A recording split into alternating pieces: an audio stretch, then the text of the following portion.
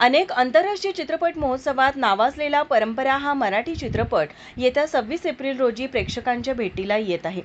समाजात अनेक रूढी परंपरा असतात. यातील काही चांगल्या तर काही वाईट.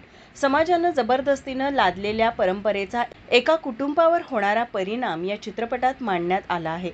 हा विषय सर्वांच्या जीवनाशी निगडीत असून प्रेक्षकांच्या मनात खोलवर परिणाम करणारा आहे. त्यामुळे हा चित्रपट सर्वांनी आवर्जून पाहावा असं आवाहन या चित्रपट टीमकडून करण्यात आलं आहे. तर प्रसिद्ध अभिनेते मिलिंद शिंदे आणि अभिनेत्री वीणा जामकर यांच्या दमदार अभिनयानं हा चित्रपट सजला आहे. या चित्रपटाची टीम कोल्हापूरला आली असताना त्यांनी माध्यमांशी संवाद साधला. यावेळी बोलताना मिलिंद शिंदे म्हणाले, नमस्कार, माझं नाव मिलिंद शिंदे. माझ्यासोबत आमच्या सिनेमाचे दिग्दर्शक प्रणय निशाकांत तेलंग आणि माझे सहकलाकार प्रशांत नेमन. आम्ही तुमच्या भेटीला आलो आहोत की 26 तारखेला आमचा सिनेमा परंपरा हा रिलीज होणार आहे.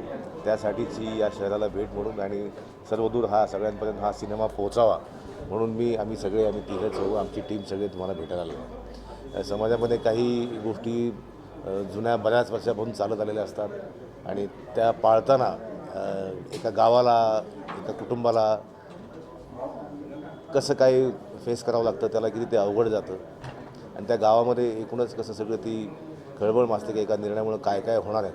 तर त्या संपूर्ण गावाची, त्या पात्राची, श्रीपतीची, शिवरामची ही सगळी गोष्ट आहे आणि परंपरा इतक्या अंगावर येतात की शेवटी आपल्याला जगणं मुश्किल होऊन जातं. आपल्याला मोकळा श्वास घेता येत नाही, गुदमरायला होतं.